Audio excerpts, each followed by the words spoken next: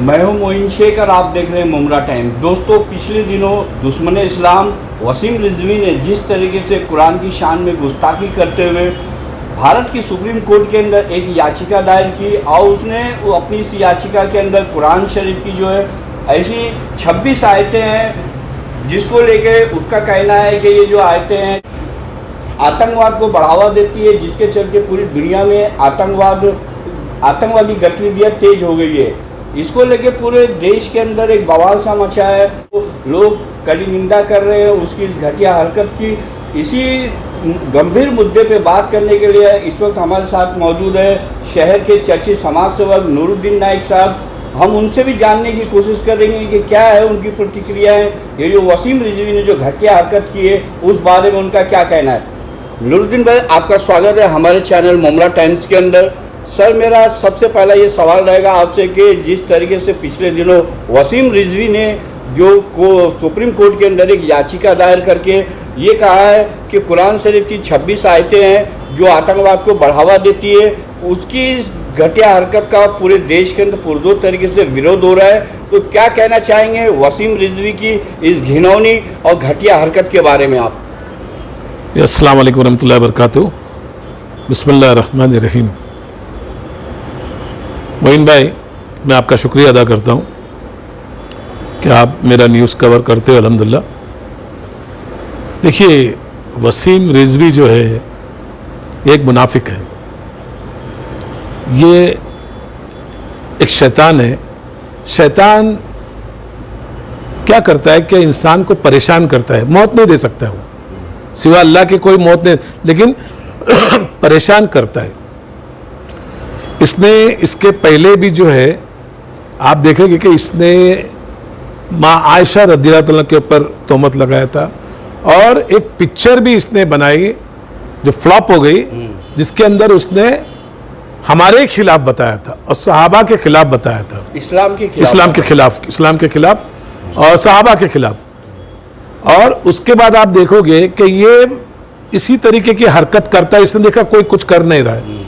जब हमारी औरतें, जब आपने मेरी न्यूज़ बनाया था NPR NRC के टाइम पे, जो औरतें खवातीन हमारी माँ बहनें बेचारी सर्दियों में धूप में वहाँ बैठी थी दिल्ली के अंदर और लखनऊ के अंदर, एहतजाज कर रहे थे, प्रोटेस्ट कर रहे थे इस कानून के खिलाफ, तो उस वक्त भी इसने उन औरतों को फाहिशा और उनज़बिल्ला यहाँ तक बोला था कि ये धंधा करती है। कितनी गलत बात है। और फिर क्या कहा था इसने कि जो औरतें जो उधर बैठी थी दिल्ली में, लखनऊ में, तो कहा कि ये कल्बे जवाद की औरतें हैं। मतलब ये आदमी एक मुनाफिक इस तरीके का कमीना है। न्यूज़ चैनल पे बैठ के एक हमारी खातून को उससे कन्फ्रंटेशन कर रहा था और सीधा उसको उल्टी सीधी बोल रहा था, लेकिन वो भी खातून हमारी उसमें हमलावर हो गई थी कि इस तरीके की बातें तुमको शर्म नहीं आती करके। तो जो आदमी औरतों की बेइज्जती करता है, जो आदमी औरतों की इज्जत नहीं कर सकता है, उस आदमी के साथ में कानून ने क्या करना चाहिए। लेकिन नूरुद्दीन भाई, अब तो उसने सारी हदें पार कर दी है। अब तो उसने कुरान शरीफ के खिलाफ मतलब वो याचिका दायर की है सुप्रीम कोर्ट में। उसके बारे में आपका क्या कहना है? देखिए, ये उसने तो समय समय के ऊपर इस्लाम के खिलाफ मतलब ऐसी कई बातें उसके सामने आई है और वो इस्लाम दुश्मनी की झलक उसके अंदर नजर आती है। आखिर वो किसको खुश कर रहा है? कौन है उसके आका लोग जिसको वो खुश करने की कोशिश कर रहा है? देखिए, ये यूपी से है। अब ये जो है आप जानते हैं कि यूपी की जो हुकूमत है उसको खुश करने की कोशिश करता है, क्योंकि ये क्या सोचता है कि मैं किस पे हमला करूं। क्रिश्चियनिटी पे तो कर नहीं सकता है, उससे कुछ बेनिफिट नहीं होने वाला है। यहूदी जूस पे तो कर नहीं सकता है, उससे भी बेनिफिट। इसको मालूम है अगर मैं मुसलमानों पे हमला करता हूं और इस्लाम पे करता हूं और सहाबा पे करता हूं और कुरान और हदीस पे करता हूं तो मुझे बेनिफिट मिलेगा, ताकि उसके जो आका है, जो उसके आका है, वो खुश हो जाएंगे, समझे। और उसको जो पहले उसको ये मिली थी वक्फ बोर्ड की, शिया वक्फ बोर्ड का चेयरमैन था वो, वैसे उसको कोई भी पोस्ट मिलेगी। आज वो कोई पोस्ट पे नहीं है। तो ये इसको मालूम है याचिका कोर्ट से उड़ जाएगी इंशाल्लाह। कोर्ट ये ऐसी याचिका को एक्सेप्ट नहीं करता है। तो क्या ये केवल सस्ती लोकप्रियता हासिल करने के लिए इस्लाम के खिलाफ समय समय के ऊपर ऐसी बातें लेके आता है वो? बिल्कुल वही बात है, आपने बिल्कुल सही पकड़ा कि वो ऐसी बातें जो करता है उसको पब्लिसिटी मिलने के लिए, उसको फ्री में पब्लिसिटी मिलने के लिए। मैं तो चाहता हूं कि अब जो उसने किया है ये एक घिनौनी ऐसी गंदी हरकत और गंदी सोच से उसने काम किया है कि सहाबा पे तोहमत लगाया है, कुरान पे तोहमत लगाया है। कुरान पे तोहमत लगाने का मतलब तुमने अल्लाह की जात पे तोहमत लगाया है।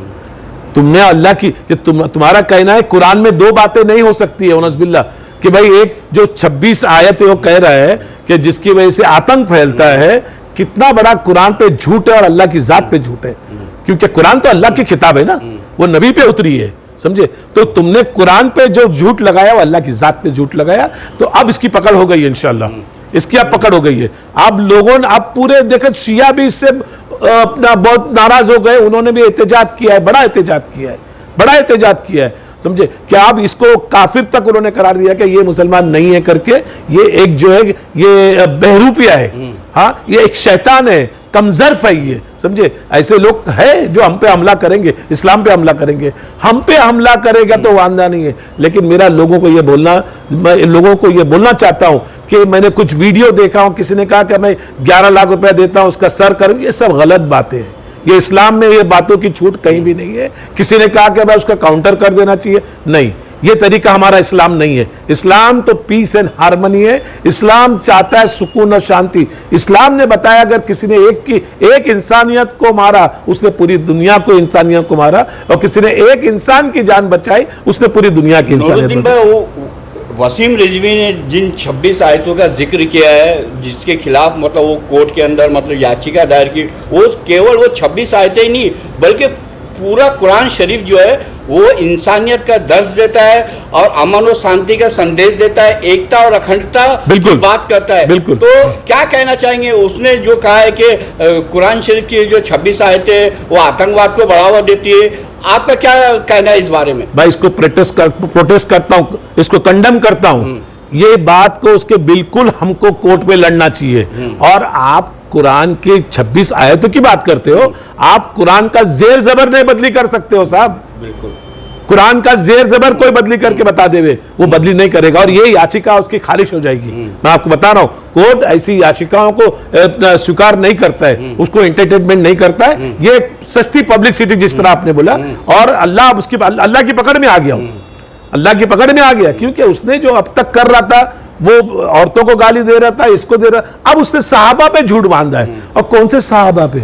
हाँ, जिन्होंने पूरी जिंदगी जो है इस्लाम के दीन के लिए और इंसानियत के लिए खपाया, और उन्होंने जो उन्होंने हुकूमत की है, खलीफा हमारे जो थे उन्होंने हुकूमत की है, हुकूमत ऐसी की है जिसकी हुकूमत की तारीफ गांधी जी करते थे, जिसकी हुकूमत की तारीफ अब्राहम लिंकन करते थे, जिसकी हुकूमत की तारीफ पूरी दुनिया जानती है कि उन्होंने तराजू करके हुकूमत किया, ना इधर ना इधर, बैलेंस जिसको बोलते हैं, और ईमानदारी से हुकूमत। उनके बारे में क्या उन्होंने ये आयतें भराई करके? हाँ, तू कुरान को जानता भी है क्या? तू कुरान को जानता है और बिगैर प्रूफ के, कोई प्रूफ उसके पास नहीं है, समझे। उसी के साथ में देखो एक लक्ष्मी सरस्वती जी है, उन्होंने क्या कुरान का तर्जुमा करके बताया, उन आयतों का बहुत अच्छे से बताया करके। ये खबीस है, हमको इसके साथ में मैंने लोगों को यही बोला, हमको इसके साथ में झगड़ना नहीं है। नूरुद्दीन भाई, उसने तो मीडिया के सामने यहाँ तक कहा है कि ये इस्लाम जो है वो ताकत के बल के ऊपर फैला है, दुनिया के अंदर जो इस्लाम जो फैला है वो ताकत के बल पे फैला है। इस बारे में आपका क्या कहना? ऐसा भी उसने आरोप लगाया मीडिया के सामने। मैं एक बात पूछूं कि यहाँ पे मुसलमानों ने 800 साल हुकूमत की है, भारत के अंदर 800-900 साल हुकूमत की है। अगर इस्लाम तलवार की धार पे अगर बना होता तो आज भारत में क्या होता? हर जगह मुसलमान होता। बिल्कुल। लेकिन ला इकराह फिद दीन, दीन में कोई जबरन आप किसी को मुसलमान नहीं बना सकते हो। ये इस्लाम की तालीम है। आप अगर पसंद है आपको, आप आ सकते हो अंदर, आमन्ना सदकना, समझे। लेकिन किसी को नहीं, ये एक झूठ है कि इस्लाम तलवार की धार से उड़ा है, बिल्कुल नहीं। मैं ये कहना चाहता हूं कि ये बंद करो आप झूठ बोलना, अगर तुमको किसी को अगर कन्फ्रंटेशन करना है, उसको अगर डिबेट्स करना है, वो आके बैठ के बात करे, लेकिन तोहमत नहीं लगावे करके। हमको बुरा बोलेंगे, हमको गाली देंगे, हमको कोई मतलब नहीं होगा, लेकिन जब दीन की बात आएगी, और कब तक बर्दाश्त करोगे साहब आप? कब तक आप बर्दाश्त करोगे? कब तक आप डिफेंस में चले जाओगे? डिफेंस में जा रहे इसलिए तकलीफ हो रही है। हमको कोर्ट का दरवाजा, आज हमारा कानून जिंदा है हमारे मुल्क का। हमारे हुकूमत के पास जाओ, आप हुकूमत से जाके दरवाजा ठोको, हुकूमत से बात करो कि किस तरीके के ये जो बातें हो रही है, ये हमारे देश को भी नुकसान होना है, देश का भी नुकसान है इसके अंदर। हमारी जो देश की जो अपना बिजनेस की जो बढ़त होना चाहिए वो नहीं होती है इसकी वजह से। सारा इंटरनेशनल मीडिया देखता है सब क्या होता है करके। तो ऐसे लोग जो है ये देश के भी नहीं है, इसको देश से भी कोई मोहब्बत नहीं है, ये मुफाद परस्त इंसान है करके। नूरुद्दीन भाई, एक सवाल मैं और आपसे पूछना चाहूँगा कि जब से ये खबरें आई है, चाहे वो इलेक्ट्रॉनिक मीडिया हो या सोशल मीडिया में, कि वसीम रिजवी ने जो घटिया हरकत की सुप्रीम कोर्ट के अंदर कुरान शरीफ के खिलाफ, आयतों के खिलाफ जो याचिका दायर की, तब से पूरे देश के अंदर कोहराम सा मचा हुआ है और लगभग हर जिले के अंदर, हर मतलब स्टेट के अंदर वसीम रिजवी के खिलाफ शिकायतें, मतलब पुलिस स्टेशन के अंदर FIR तक दर्ज कराई जा रही है। हमारा मुमरा कौसा जो शहर है, एक मुस्लिम बहुल्य शहर है और 10 से 12 लाख की इसकी आबादी है। यहाँ पे जरा सी बात के ऊपर धरना प्रदर्शन, विरोध प्रदर्शन और मतलब मुमरा बंद, ये बंद होता है। लेकिन आज इतनी बड़ी बात हो गई कि एक मुनाफिक जो है, एक दुश्मन इस्लाम जो है, वो कुरान को चैलेंज करता है सुप्रीम कोर्ट के अंदर। उसके खिलाफ कोई ऐसा कड़ा एहतजाज अब तक होता हुआ मुमरा शहर में क्यों नहीं नजर आया? साहब, कितनी तंजीमें, जमात इस्लामी, उसके बाद में कोई कुल तंजीम है, और कितनी तंजीमें मेरे को बताया, कितने मौलवी जो है इलेक्शन के टाइम पे बाहर आ जाते। अब किधर है? अब किधर है तुम? आप दीन को नहीं समझ रहे हो? जाके पहला FIR करना चाहिए था मुमरा के लोगों ने। मेरा यही बोलना रहेगा, पॉलिटिकल लोग नहीं। क्यों? पॉलिटिकल लोग हाउस में बात करे, पार्लियामेंट में बात करे, उधर आवाज उठावे, लेकिन यहाँ के जो तंजीमें हैं, यहाँ के मुसलमानों को और हमारे गैर मुस्लिम, वो भी कुरान पे ईमान रखते हैं साहब। हमारे गैर मुस्लिम बहुत अच्छे हैं, वो भी कुरान पे ईमान रखते हैं, समझे? अगर हम सोचो आज हमारा ईमान कितना कमजोर हो चुका है साहब, किस कदर हमारा ईमान कमजोर हो गया।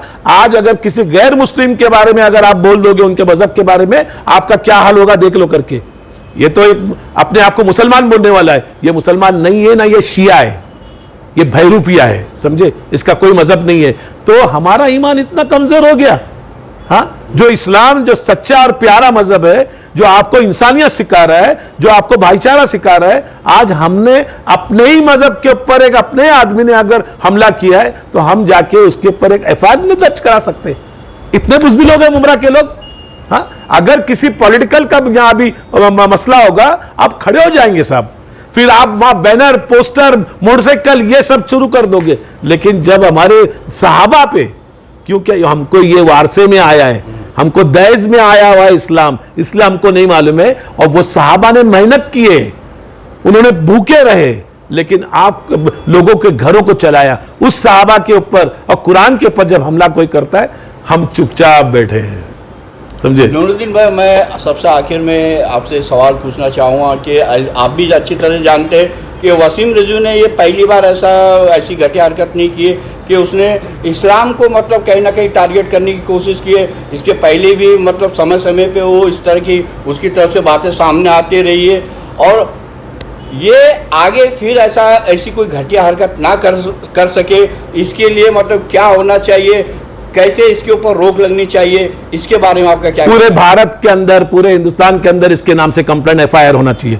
कोर्ट में, हर कोर्ट में जाओ, थाना कोर्ट में भी इसके ऊपर जाना चाहिए, हाई कोर्ट में भी जाना चाहिए, सुप्रीम कोर्ट में भी जाना चाहिए। हर कोर्ट में इसके ऊपर जब सब जगह से इसको बुलाया हुआ सम्मन भेजा जाएगा, इसको हाजिर होना पड़ेगा, समझे? ये एक मामूली बात नहीं है साहब, ये आपको और मुझे गाली नहीं दिया है, ये इसने तोहमत और झूठी बातें जो लगाया कुरान और साहबा पे लगाया, तो इसको कोई बर्दाश्त नहीं करेगा। अब ये है कि अगर भी आप भी आज भी मुसलमान अगर सोया है और वो खामोश हो जाएगा, जिस तरह पहले भी आपने वसीम रिजवी को छोड़ा है। मैं आपको बताऊं मोइन भाई, जब मीडिया जो है, जो नेशनल मीडिया जो हमारे पर हमलावर है, मैंने जाके मुंबई के लोगों से बात किया था कि भाई हमको बड़े वकील खड़े करके इनके खिलाफ भी कोर्ट में लड़ना पड़ेगा, हमको हाथापाई नहीं करना है, हमको कोर्ट से लड़ना है, कानून से लड़ना है। किसी ने साथ नहीं दिया और मीडिया की हिम्मत बढ़ गई। मीडिया की हिम्मत बढ़ गई। क्यों? क्या उन्होंने सोचे ये तो मरी हुई कौम है, ये लड़ना नहीं जानती है कोर्ट के अंदर, हम कोर्ट में लड़ना ही नहीं जानते। समझे? आज हमारे जो वकील है, ईमान अगर उनका जिंदा है, उनमें अगर ईमान बचा है तो वो बाहर आना चाहिए और उन्होंने केस करना चाहिए और कोर्ट में जाना चाहिए। डॉक्टर्स को बाहर आना चाहिए था, टीचर्स को बाहर आना चाहिए था, प्रोफेसर्स को बाहर आना चाहिए था, इंजीनियर को, चार्टर्ड अकाउंटेंट को, जितने भी पढ़े लिखे लोग हैं उनको भी बाहर आना चाहिए था और एफआईआर करना मांगता था, एफआईआर करना मांगता था। लेकिन सब चुपचाप बैठे, सब खामोश बैठे, उनको कोई मतलब नहीं है। जहां पब्लिसिटी की बात होगी, जहां 10-20 हजार आदमी जमा होने की बात होगी, स्टेज लगेगा तो स्टेज पे चढ़ने के लिए जरूर जाएंगे, स्टेज पे चढ़ने के लिए जरूर जाएंगे। लेकिन जब ऐसी बात होगी कोई बाहर नहीं आएगा, कोई बाहर नहीं आएगा। तो आप बताओ, अल्लाह के अजाब नहीं उतरेंगे? कि हमने वसीम रिजवी जैसे, तारिक फतेह कितना बोल के गया, एक पाकिस्तान का कुत्ता है, हा? हमने कुछ बोला उसको? हा? हम चुपचाप बैठे नहीं, वो ऐसा है। आपको कोर्ट में जाना पड़ेगा, आपको हुकूमत के दरवाजे पे जाना पड़ेगा, आपको पुलिस कमिश्नर से मिलना पड़ेगा, आपको कलेक्टर से मिलना पड़ेगा। ये किसका काम है? जो पढ़े लिखे लोग हैं, वकील है, हजरात है, बड़े बड़े लोग जाके, क्यों? जब अच्छे पढ़े लिखे लोग जाते हैं तो वहां उनकी इज्जत भी होती है। तो हमारे तो पढ़े लिखे लोग तो ऐसे हो गए कि वो बस बैठ जाओ, मत करो कुछ, चुप बैठ जाओ, अरे बस बैठ जाओ।